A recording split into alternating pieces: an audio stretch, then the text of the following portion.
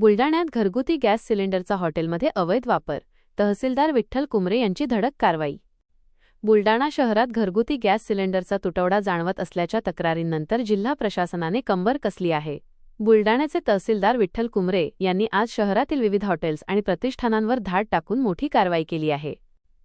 बुलडाणा जिल्हाधिकारी आणि उपविभागीय अधिकारी यांच्या मार्गदर्शनाखाली तहसीलदार विठ्ठल कुमरे यांच्या पथकाने आज शहरात ठिकठिकाणी छापे टाकले।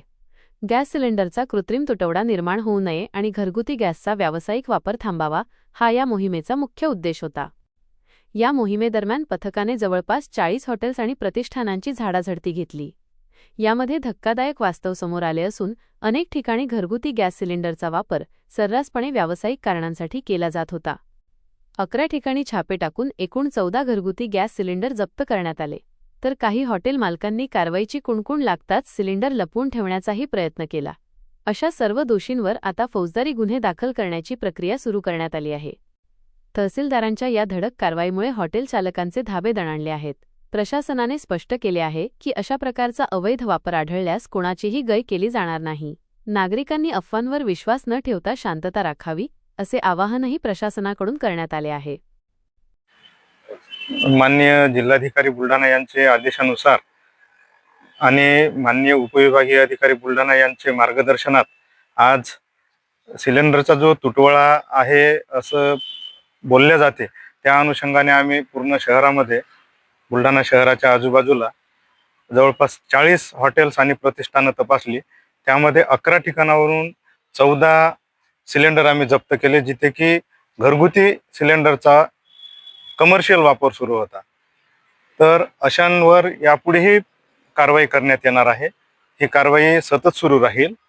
मी या अनुषंगाने सर्व नागरिकांना आवाहन करतो की घरगुती सिलेंडर जो आहे तो पुरेसा मुबलक प्रमाणात आपल्या इकडे उपलब्ध आहे। कोणीही पॅनिक होऊन सिलेंडरच्या ठिकाणी जाऊन गॅसच्या गोडाऊनला जाऊन रांगा लावण्याची काही गरज नाही, असं आवाहन करतो आणि सर्वांनी शांततेने आपलं सिलेंडर घ्यावं असं पुन्हा एकदा।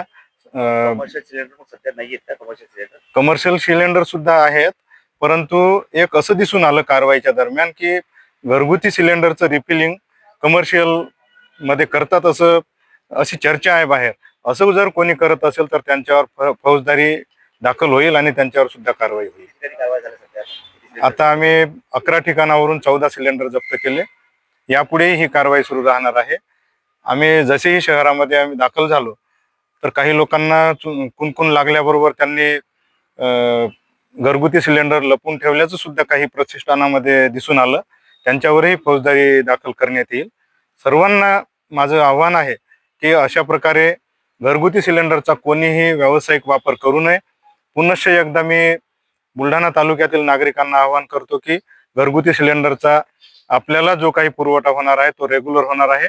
कोणीही पॅनिक होऊन विनाकारण रांगेत उभं राहण्याची कोणावर वेळ नाही। कृपया सर्वांनी याची नोंद घ्यावी।